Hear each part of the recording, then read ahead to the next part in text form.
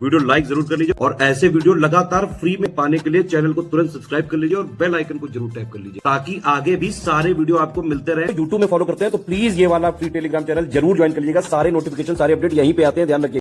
नमस्कार दोस्तों, exam preparation के यूट्यूब चैनल पर मैं प्रियंका एक बार फिर से आप सभी का स्वागत करती हूं। और हम लोग कवर कर रहे थे यूपीपीएससी द्वारा पूछे गए प्रीवियस ईयर में वो सभी क्वेश्चन जो किसी न किसी एग्ज़ाम में आए हुए हों और सब्जेक्ट वाइज सॉल्व कर रहे हैं, इसलिए पॉलिटी के क्वेश्चंस हम लोग देख रहे हैं। पिछली क्लासेस में कुछ क्वेश्चंस हो चुके हैं, आप उन्हें देख सकते हैं। आगे क्वेश्चन कंटिन्यू कीजिए मेरे साथ। आपका क्या स्कोर है कमेंट करके बताइएगा। और समय रहते आप अपनी प्रिपरेशन यूपीपीएससी के द्वारा जो भी एग्ज़ाम्स कराए जा रहे हैं, लाइक आप आरओ मेंस की प्रिपरेशन कर रहे हैं या फिर आप यूपीपीसीएस की प्रिपरेशन कर रहे हैं। यूपीपीसीएस में आप 2026 अगर टारगेट कर रहे हैं तो आपको प्री प्लस मेंस, आपको कंप्लीट फाउंडेशन बेस से शुरुआत करनी चाहिए प्री प्लस मेंस की। और अगर इस बार का आप मेंस टारगेट कर रहे हैं 2025 मेंस एग्ज़ाम, तो भी आप स्टडी फॉर सिविल सर्विसेज के नए पेड ग्रुप से जुड़ करके अपनी प्रिपरेशन स्टार्ट कर सकते हैं।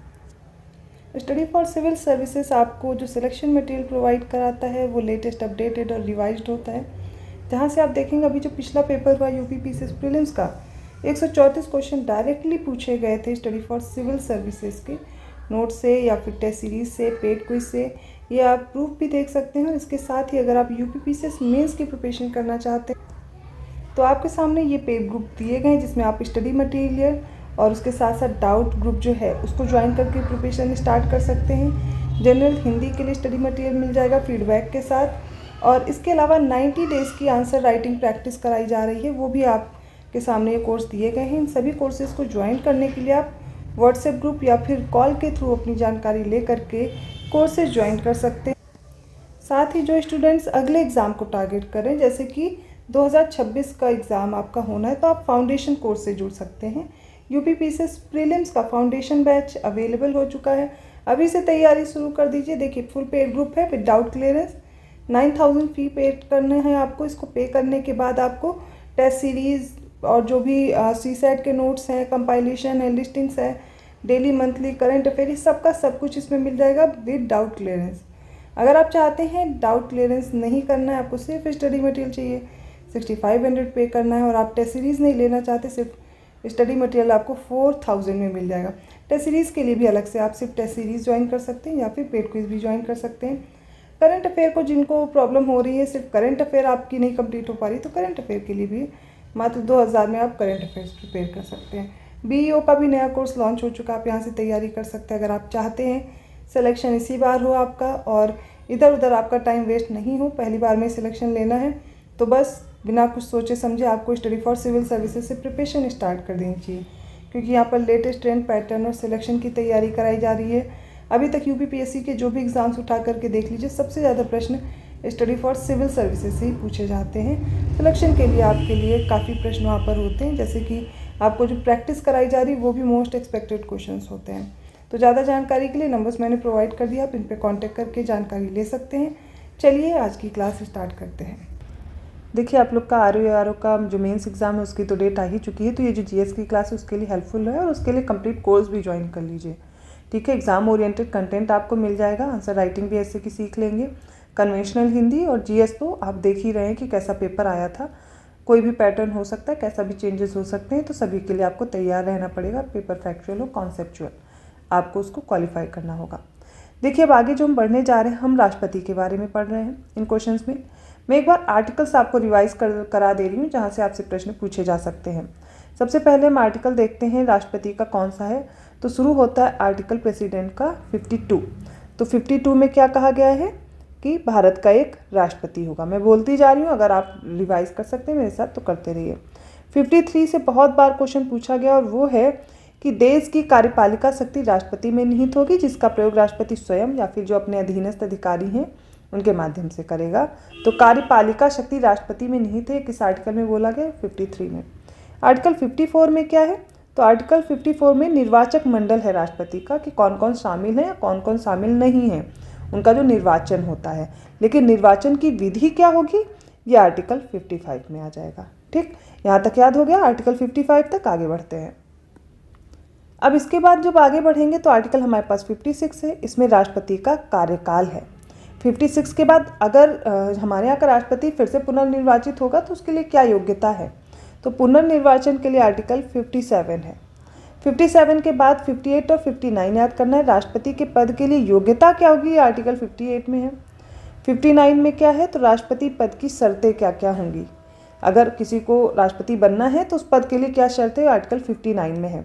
आर्टिकल 60 में क्या है, 60 में क्या है, तो यहाँ पर राष्ट्रपति का शपथ है। तीसरी अनुसूची में राष्ट्रपति का शपथ नहीं आता, आर्टिकल 60 में आता है, याद रखिएगा, इंपॉर्टेंट है ये आर्टिकल। आर्टिकल 61 है, यहाँ पर महाभियोग की प्रक्रिया है, ये भी इंपॉर्टेंट है।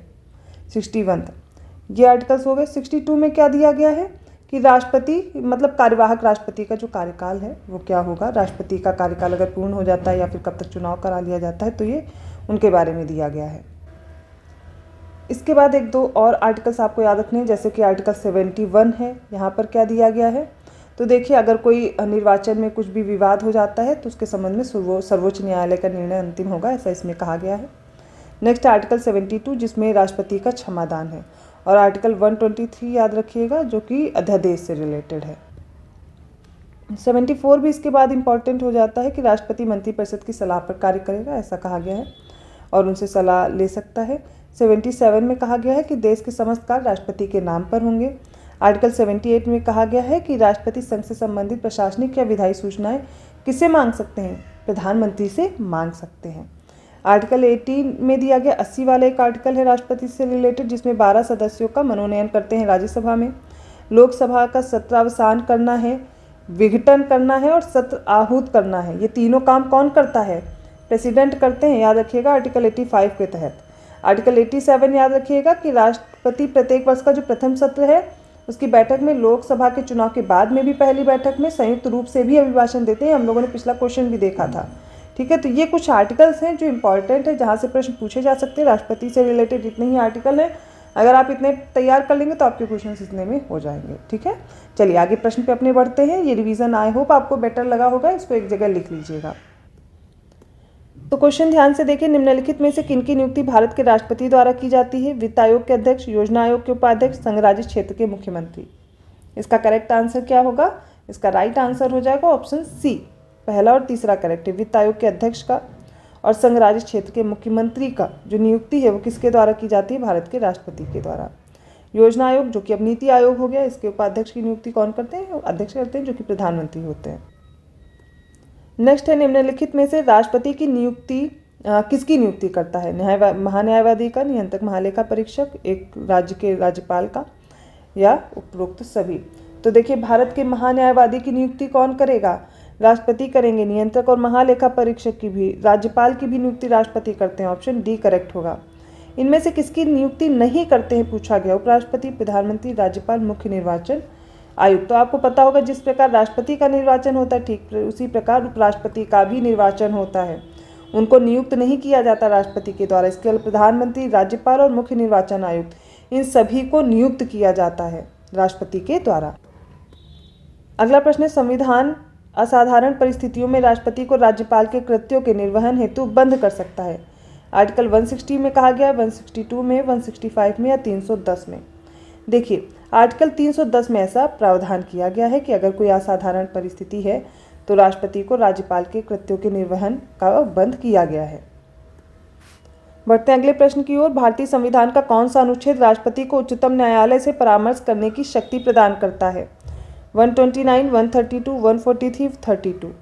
तो उच्चतम न्यायालय से परामर्श लेने की भी शक्ति है राष्ट्रपति के पास, वो उसको माने या ना माने, लेकिन उनके पास ये शक्ति, और ये किस आर्टिकल के तहत है, ये बड़ा प्रश्न है, इसको भी याद कर लीजिएगा। इसका राइट आंसर है आर्टिकल 143।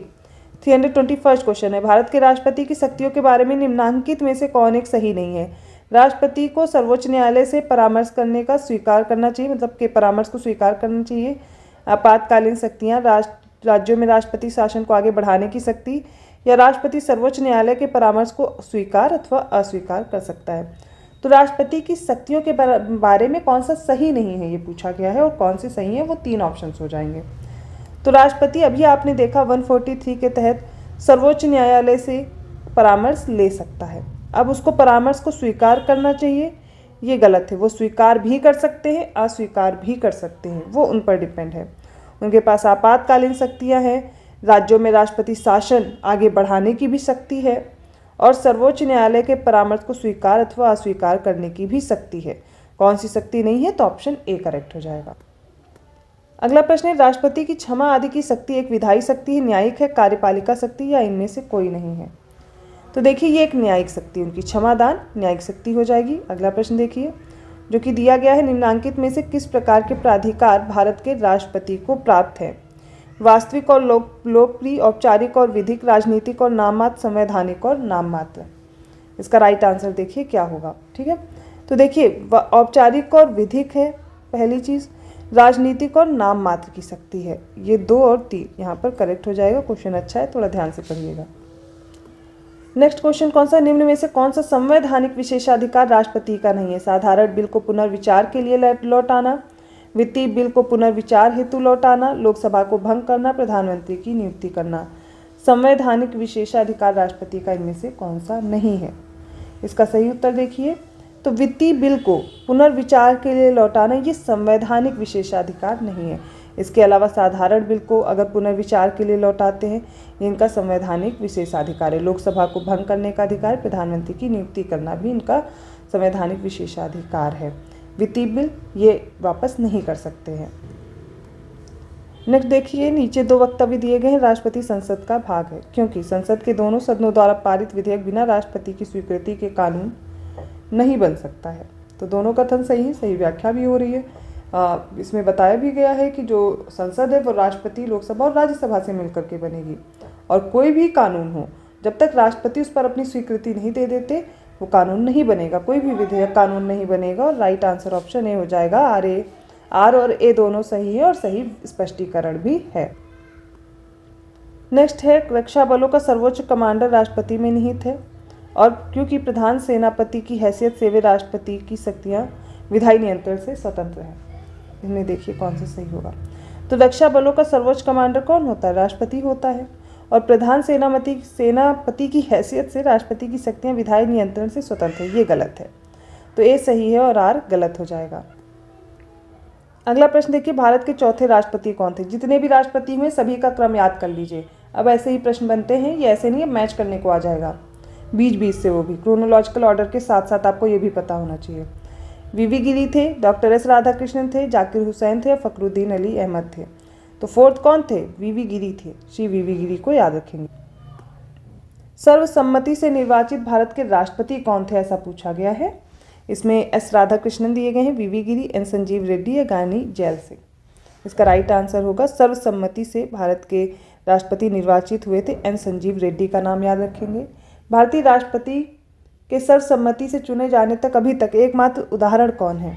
तो यही पिछला प्रश्न है, इसी को रिपीट करके दे दिया गया है अलग तरीके से। नीलम संजीव रेड्डी का नाम आपको याद रखना है। अगला प्रश्न देखिए, निम्नलिखित भारत के राष्ट्रपतियों में कौन दार्शनिक राजा अथवा दार्शनिक शासक के रूप में जाना जाता है? Doctor Radhakrishnan, doctor Rajendra Prasad, doctor Zakir Hussain या डॉक्टर अब्दुल कलाम। इसका राइट आंसर क्या हो जाएगा? Doctor Radhakrishnan. Option A correct है।